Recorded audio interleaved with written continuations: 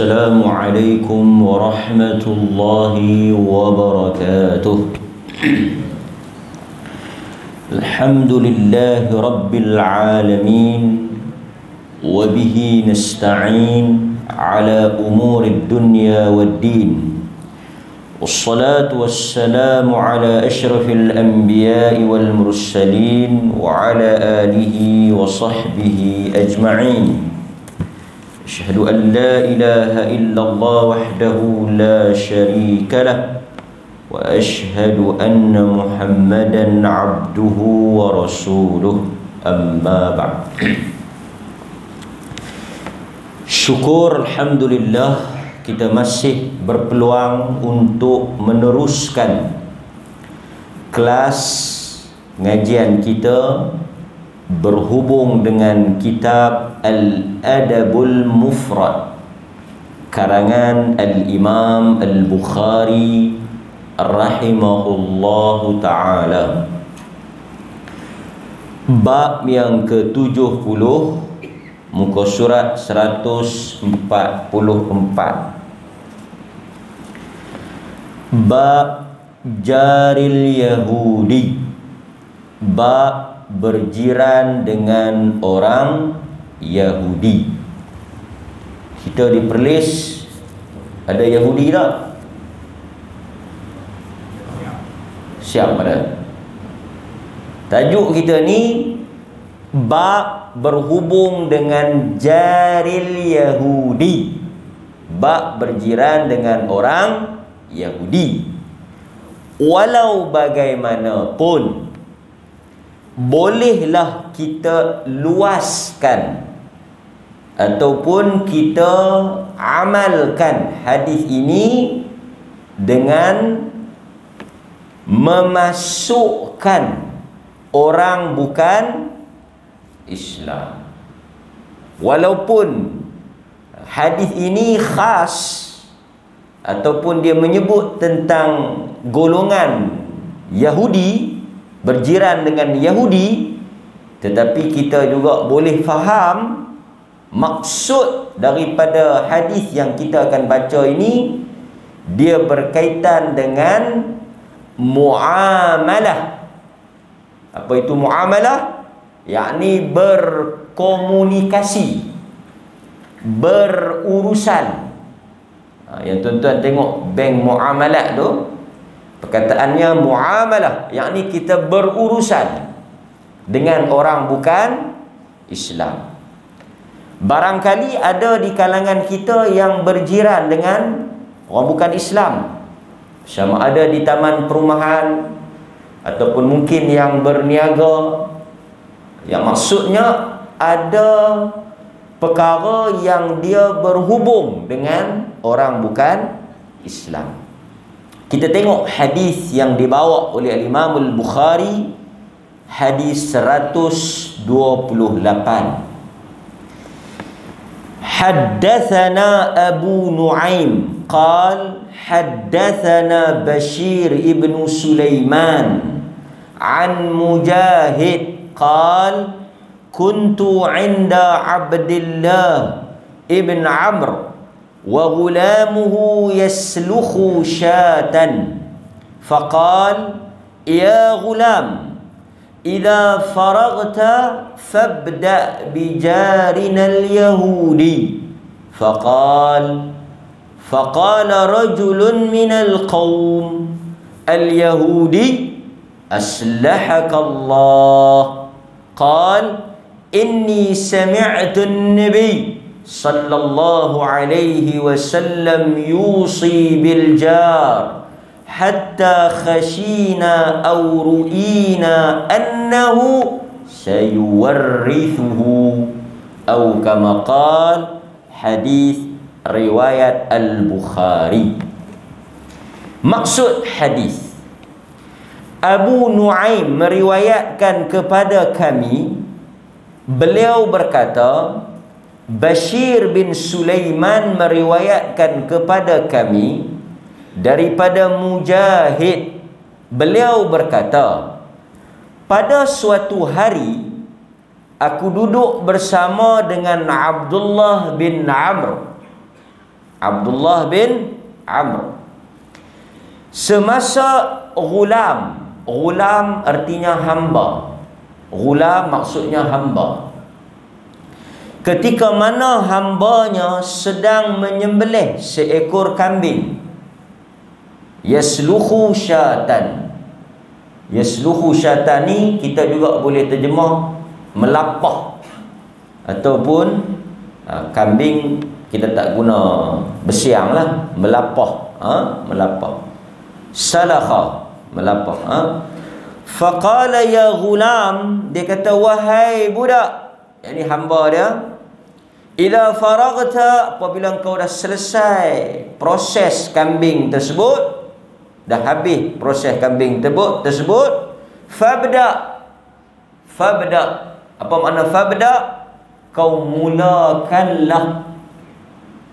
Bada yabda'u, ibda, kau mulakanlah dengan bijarina al-yahudi, dengan berikan kambing tersebut kepada jiran kita Yahudi. Kau bagi dekat jiran kita Yahudi. Ada satu orang, faqala rajulun minal qaum, ada satu orang laki-laki yang duduk dekat masa tu, dia kata, Yahudi, dia kata kau nak pergi bagi daging kat Yahudi ke? Biar betul. Dia tanya, kau nak pergi bagi daging kat Yahudi ke? Dia rasa pelik. Dia rasa pelik lah, seolah-olah macam pergi bagi buat apa kat orang kafir.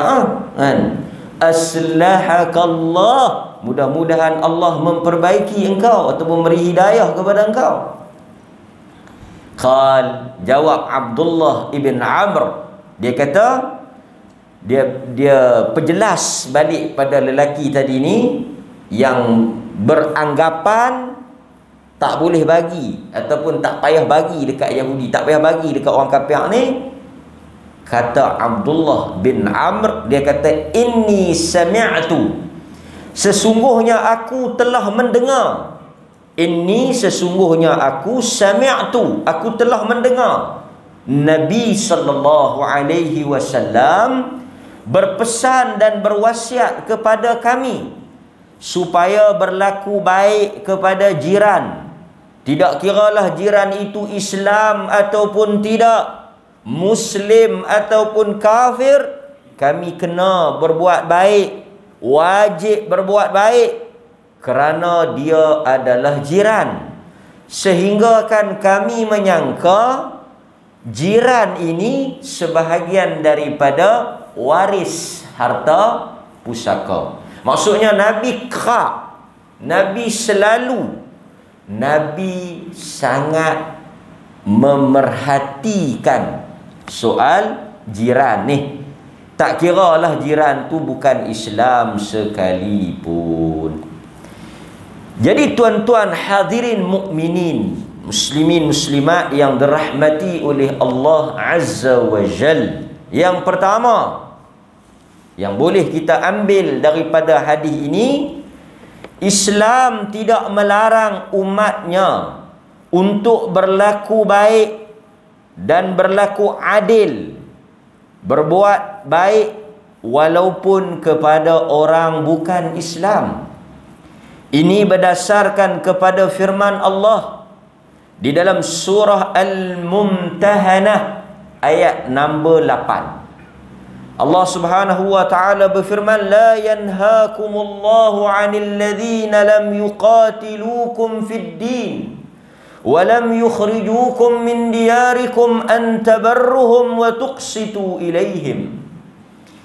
Allah tidak melarang kamu daripada berbuat baik. An tabarruhum, Allah tak larang untuk kamu berbuat baik. Wa tuqsitu ilaihim, dan kamu berlaku adil kepada orang-orang yang tidak memerangi kamu. Ini orang bukan Islam. Allah tak larang. Maksudnya bila Allah tak larang, Allah suruh, Allah benarkan untuk kita berlaku baik kepada orang yang bukan Islam. Kata para ulama, seperti yang disebut di dalam tafsir yang tuan-tuan boleh rujuk pada ayat yang ke-8 surah Al-Mumtahanah, Allah Azza wa Jal mengajar kepada hamba-hambanya untuk mereka berlaku baik dan adil terhadap semua jenis makhluk manusia, tanpa mengira agama dan ajaran yang mereka pegang. Nampak? Berbuat baik di sini boleh difahami dengan bertolak ansur, berdamai, bercakap dengan perkataan yang baik, memberikan hadiah dan sedekah kepada orang bukan Islam. Itu semua dibenarkan. Nampak? Bahkan di dalam hadis yang diriwayatkan oleh Al-Imamul Bukhari dan Muslim, pernah berlaku pada zaman Nabi, Asma binti Abi Bakar. Asma binti Abi Bakar, dia datang bertemu dengan Nabi sallallahu alaihi wasallam, dan dia bertanya, "Ya Rasulullah, inna ummi qadimat alayya wa hiya musyrikatun." Dalam hadis yang diriwayatkan oleh Imam Al-Bukhari dan Muslim, Asma binti Abu Bakar, saudara kepada Aisyah radhiyallahu anha wa an abiha, yakni dia ini adalah anak kepada Abu Bakar. Dia kata dia bertemu dengan Nabi, dia tanya dekat Nabi, dia kata, "Rasulullah, sesungguhnya ibuku telah datang bertemu dengan aku dalam keadaan dia musyrikatun." Dia musyrik. Musyrik artinya dia tidak memeluk Islam.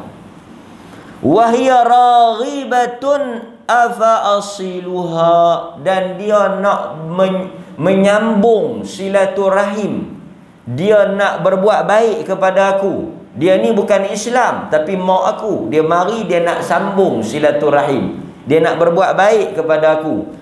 Bolehkah aku menyambung silaturahim dengan ibuku yang musyrik tu? Maksud dia. Kata Nabi menjawab persoalan yang dikemukakan oleh Asma, "Sili ummak." Nabi kata, sambunglah tali silaturahim dengan ibumu yang musyrik tadi. Hadis Bukhari Muslim.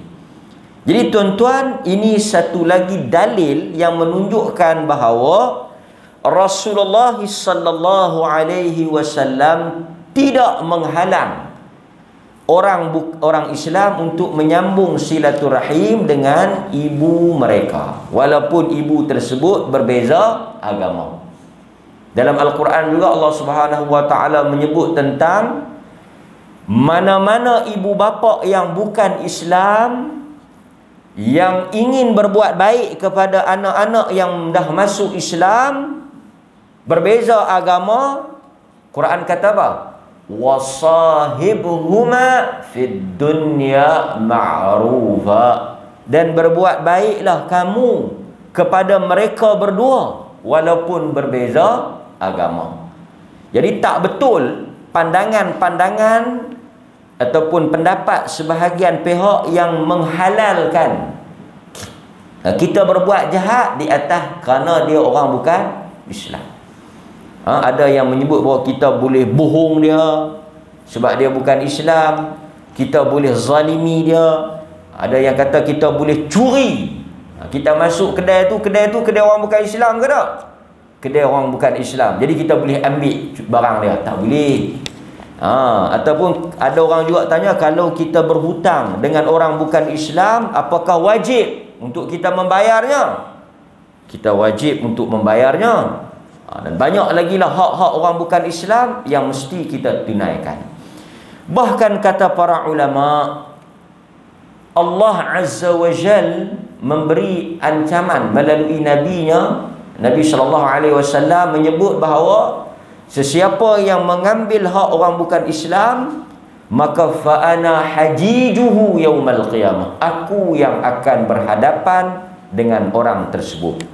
Jadi tuan-tuan, itu jelas kepada kita bagaimana sikap orang Islam kepada orang bukan Islam.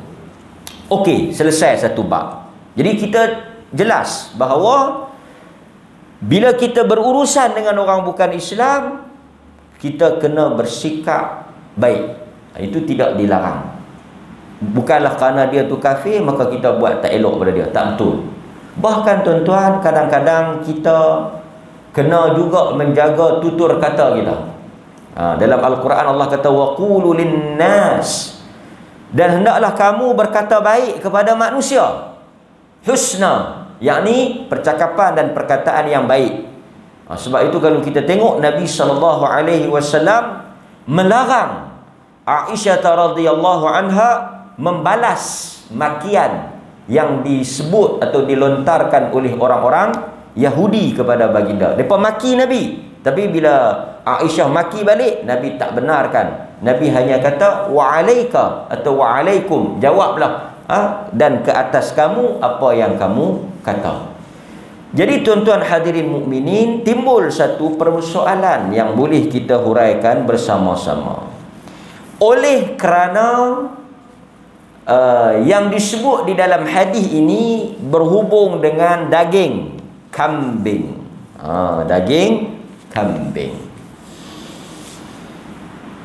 Boleh atau tidak kita memberi makan kepada orang bukan Islam yang berbentuk ibadah, seperti daging korban dan daging aqiqah. Daging korban dan daging aqiqah. Pertama tuan-tuan, kita nak bagi jelas isu ni. Pertama, tidak ada dalil yang larang kita beri makan korban ataupun aqiqah kepada orang bukan Islam. Dari sudut dalil tak ada. Cuma para ulama berbeza pandangan tentang hukum kita bagi daging korban ni, kerana daging korban itu berbentuk ibadah. Dia berbentuk ketaatan kepada Allah. Jadi benda-benda yang berbentuk ibadah ni boleh tak kita kongsi atau kita libatkan orang bukan Islam? Itu yang menjadi masalah dia. Dari sudut dalil tak ada. Ini adalah soal ijtihad, pendapat. Jadi kalau ada orang yang nak pegang tak mau bagi, itu tidak menjadi satu masalah. Dia tak mau bagi dekat orang bukan Islam daging korban dia dengan daging akikah dia. Kita hormat pandangan tu, ijtihad tu, pendapat tu, tak ada masalah. Dia tak mau bagi daging dia. Tetapi kalau kita tengok ada orang bukan Islam yang mari rumah kawan kita dan dia jamu daging kekah anak dia, cucu dia, dia bagi daging korban dia, itu juga ada pendapat di kalangan ulama yang membenarkan kita beri. Apatah lagi kalau dia jiran kita. Apa pendapat dan pandangan dia kepada kita? Kalau semua orang lain mai atau semua orang lain yang pergi kenduri itu boleh makan, dia mai tak boleh makan, dia tak dapat apa pun, dia dapat bau je. Tiba-tiba kita pergi habaq, Islam agama rahmat, Islam ni agama yang bagus, tapi hang tak boleh makan daging kami. Jadi ini satu bentuk yang mengelirukan dia. Okey. Tengok tuan-tuan. Kata Al-Imam An-Nawawi rahimahullahu ta'ala, kata Al-Imam An-Nawawi rahimahullah, ijma' di kalangan para ulama, dia membawakan perkataan Al-Imam Ibnul Munzir, dia kata ijma' di kalangan para ulama dibolehkan memberikan makanan kepada fakir miskin daripada kalangan umat Islam daripada korban. Yang tu tak ada masalah. Bagi pada orang Islam tak ada masalah. Cuma khilaf di kalangan para fuqaha di dalam memberikan korban kepada fakir miskin daripada kalangan orang kafir. Itu sebab itu kita kata tadi khilaf, pendapat. Bagi kat orang Islam sepakat, bagi dekat orang bukan Islam ni dia tengok pada situasi. Al-Imam Abu Hanifah menyatakan boleh memberi makan daging korban kepada orang kafir. Inilah pandangan yang juga disokong oleh Al-Imam Al-Hasan Al-Basri. Jadi pandangan pertama boleh. Pandangan yang disandarkan kepada mazhab Hanafi. Manakala mazhab Maliki makruh. Manakala mazhab Hanbali yang merupakan mazhab besar, mazhab rasmi kerajaan Mekah, kerajaan Arab Saudi sekarang ni. Arab Saudi tu kalau tuan-tuan tengok, dia bermazhab Hanbali. Dia bermazhab Hanbali. Dia kata harus menghadiahkan kepada orang kafir daging korban yang sunat. Adapun daging korban yang wajib tak boleh. Apa daging korban yang sunat, apa daging korban yang wajib? Daging korban yang sunat ni daging korban yang kita buat itulah. Yang sebab melakukan korban hukum dia sunat. Yang wajib macam mana? Yang wajib ni kalau tuan-tuan nazar, tahun ni saya bernazar nak buat korban seekor kambing atau seekor lembu. Apa hukum dia? Wajib. Asal buat korban ni sunat, tak buat pun tak berdosa. Tuan-tuan tak buat korban pun tak berdosa. Sebab dia hanya sunat, muakkad, sesuatu yang sangat-sangat dituntut. Tapi bila tuan-tuan berniat, dia dah tukar jadi wajib. Bila benda tu jadi wajib, korban tu jadi wajib, daging korban wajib tak boleh bagi pada orang bukan Islam. Tapi kalau daging korban sunat, boleh bagi. Dia bezakan. Dia bezakan dari sudut daging korban tu sunat ataupun wajib. Manakala di dalam mazhab al-Imam Syafi'i rahimahullah tidak boleh memberi daging korban kepada orang bukan Islam. Jadi tuan-tuan jangan pelik lah. Majoriti pandangan-pandangan di Malaysia ni dia akan bagi dalam pandangan mazhab al-Imam Syafi'i rahimahullahu ta'ala. Jadi dia akan kata tak boleh bagi. Tapi ada tak pendapat yang kata boleh bagi? Ada. Dan bahkan para ulama apabila mereka berbincang tentang soal memberi makan kepada orang bukan Islam daripada daging korban ni, mereka akan menyebut tentang keadaan. Maksudnya kalau dia jiran kita, dia kawan baik kita, dia tahu kata kita dapat baby, dia bawa mari hadiah, lepas tu dia tengok ada jamuan, kita pun jemput dia mai, dia pun teringin nak makan kambing, kita boleh bagi ya. Tidak ada masalah. Kan? Tidak ada masalah. Manakala dalam soal aqiqah, kita boleh ambil pandangan dalam korban tadi. Sebab kedua-duanya dalam bentuk ketaatan. Jadi kalau kita boleh bagi dalam daging korban, kita juga boleh bagi dalam daging aqiqah. Jadi saya nak sebut pada tuan-tuan, isunya apa? Isunya boleh kita bagi daging korban itu jika kita melihat dengan kita memberikan daging tersebut boleh memberikan dakwah yang baik kepada jiran kita, kan? Tapi kalau jiran kita semua Islam, kita bagi habis dulu jiran-jiran kita, lepas tu ada lagi sebungkus dua, kita tengok ada orang bukan Islam dekat dengan kampung kita tu, miskin pula, kita pergi bagi, tak ada masalah lah, kan? Ataupun sebelah rumah kita ni memang jiran India ke Cina ke yang memang mereka apa-apa duk bantu kita, duk bagi kita, duk tolong kita apa semua, dia tahu kata kita buat kenduri ke apa ke, lepas tu kita pergi bagi dekat dia. Kalau India mungkin dia tak makan lah daging lembu, kambing mungkin dia makan, kan? Cina mungkin kita bagi, dia tak terima kasih, kan? Nampak? Okey. Kemudian tuan-tuan hadirin mukminin, jelas itu isu yang kedua. Isu yang ketiga yang saya nak sentuh dalam tajuk kita ni, dia sebut tentang jiran Yahudi. Jiran Yahudi. Pasal apa jiran Yahudi? Kerana banyak bangsa Yahudi ni di Madinah. Dan ada tak Nabi SAW berjiran dengan Yahudi? Ada. Cuma pagi ni saya nak bawa pada tuan-tuan tentang satu cerita yang masyhur tentang Nabi berjiran dengan Yahudi.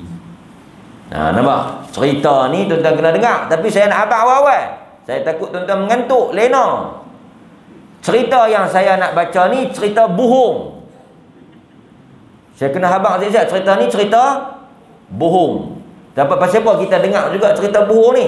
Kerana kita nak tahu bahawa kadang-kadang yang tersebar itu adalah cerita palsu. Di pasar Madinah, terdapat seorang Yahudi yang miskin lagi buta.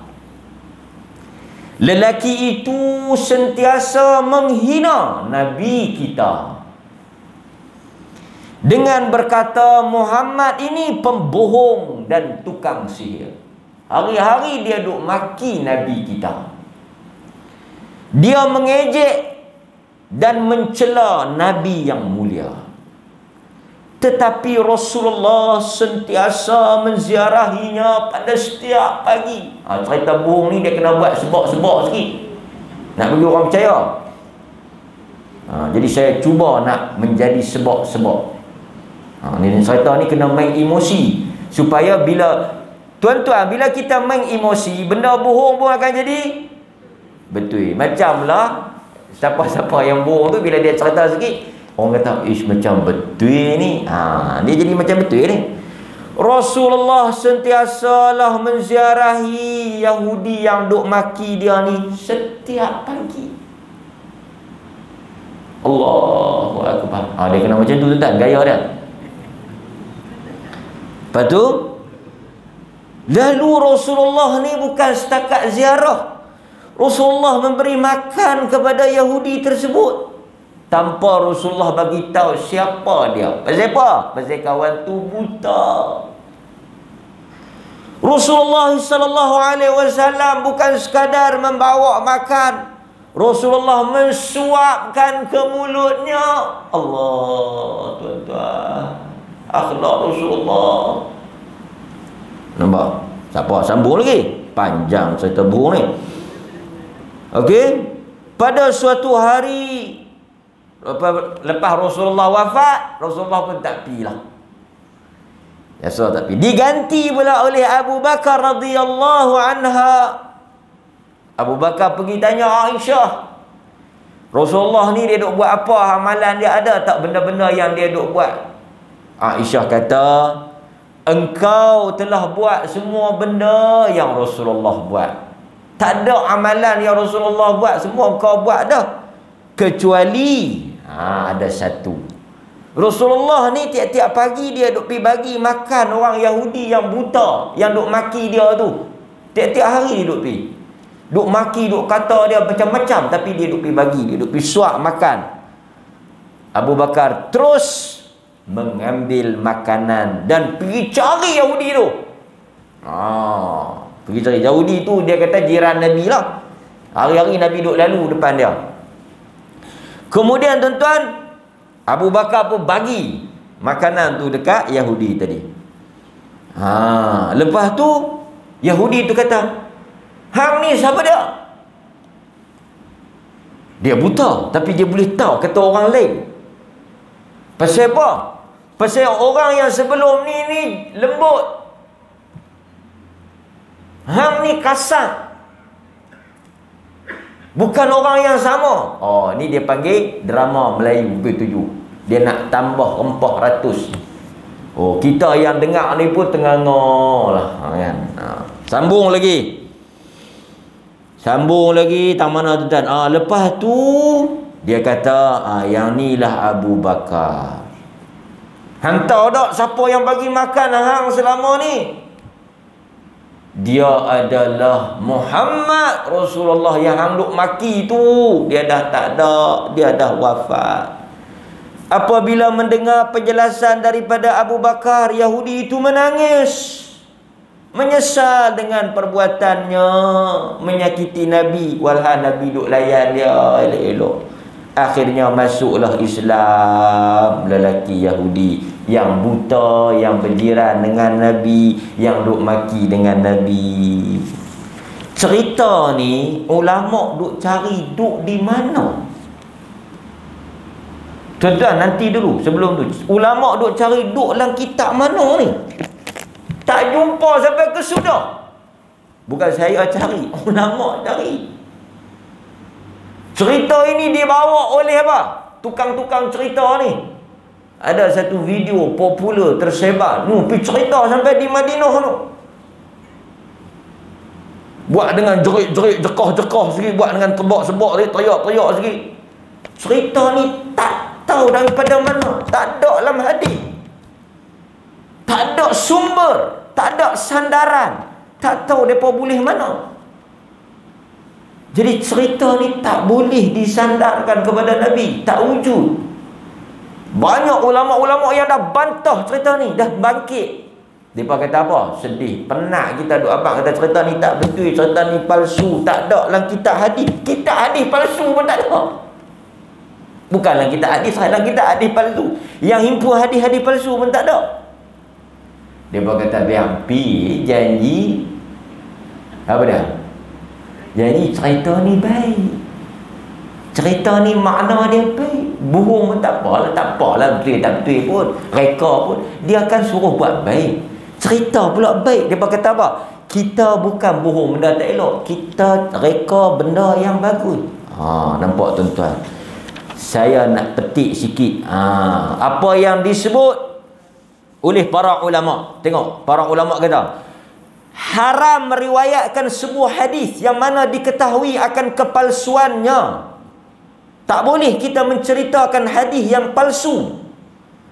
Sesiapa yang meriwayatkan sebuah hadis yang diketahui palsu atau pada sangkaannya hadis tersebut adalah palsu dan dia tidak menjelaskan bahawa hadis tersebut palsu, dia pergi cerita, dia tahu kata hadis itu palsu dan dia rasa kata hadis itu palsu, ataupun dia tak tahu pun hadis itu palsu tapi dia pergi cerita juga, dia termasuk di dalam hadis sesiapa yang berbohong di atas nama aku, dia masuk neraka. Hadis Muslim. Nampak? Kemudian kata para ulama lagi, tidak halal meriwayatkan hadis palsu dalam apa bab sekalipun, melainkan hendaklah dikatakan, dinyatakan hadis itu palsu.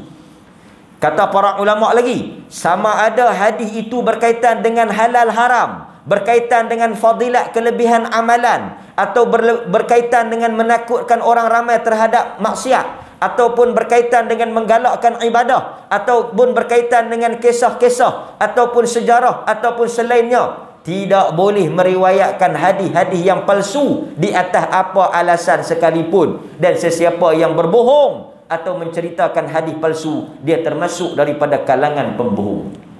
Tengok, ulama kata tak boleh, tak kira lah halal haram ke, kelebihan-kelebihan amalan ke, targhib wa tarhib, nak ajak orang buat baik, nak bagi orang takut buat jahat, atau berkaitan dengan cerita-cerita, riwayat-riwayat, kisah-kisah, semua tu tak boleh, tak dibenarkan. Nampak? Ini adalah suatu larangan yang jelas daripada Nabi sallallahu alaihi wasallam. Ada tak yang sahih yang berkaitan dengan jiran Nabi yang Yahudi ni? Ada. Jadi tuan-tuan kena ingat, yang cerita lelaki buta Nabi duk bagi makan, mati, teriak masuk Islam, Abu Bakar sambung tu, tak betul. Ada tak yang betul? Ada. Daripada Anas bin Malik radhiyallahu an, dia berkata, kana ghulamun Yahudi yakhdumun Nabi sallallahu alaihi wasallam. Ada seorang hamba budak Yahudi yang dia menjadi khadam, bekerja dengan Nabi. Famarida, dia sakit, faatahun Nabi, Nabi pergi ziarah dia. Ini akhlak Nabi, ini cerita betul. Nabi pergi ziarah dia. Hadis ni diriwayatkan oleh Al-Imam Al-Bukhari. Fa'atahun Nabi, Nabi pergi ziarah. Maksudnya boleh kita ambil orang bukan Islam. Dalam hadis ni, pertama kita boleh ambil orang bukan Islam kerja dengan kita. Yang kedua, kalau ada orang bukan Islam sakit, kita boleh pergi ziarah. Nabi pergi ziarah dia. Faqa'ada 'inda ra'sih, Nabi duduk di kepala budak tu. Faqala lahu, Nabi berkata kepada budak tu, aslim, kau masuklah Islam. Fanadhara ila abihi, dia pun angkat mata dia tengok bapak dia. Fanadhara, dia tengok ila abihi, bapak dia. Wa huwa indahu, bapak dia pun duduk sebelah dia. Faqala lahu, bapak dia berkata, maksudnya dia nak tanya pendapat pak dia, macam mana ni Nabi suruh masuk Islam, hang kata apa? Dia duduk tengok, dia tak larat dah, dia sakaratul maut, dia tengok. Bapak dia faham maksud dia tu, apa kau kata? Anak ni bagus, anak yang taat. Bapak dia kata, ati' Abul Qasim, apa yang Nabi suruh, Abul Qasim suruh tu, kau ikutlah. Fa aslama, lepas tu dia pun masuklah Islam, mengucap. Fa kharajan Nabi, lepas dia mengucap, dia mati. Fa kharajan Nabi, Nabi pun baliklah. Nabi SAW sebut, alhamdulillah, syukur kepada Allah, dia dan masuk Islam.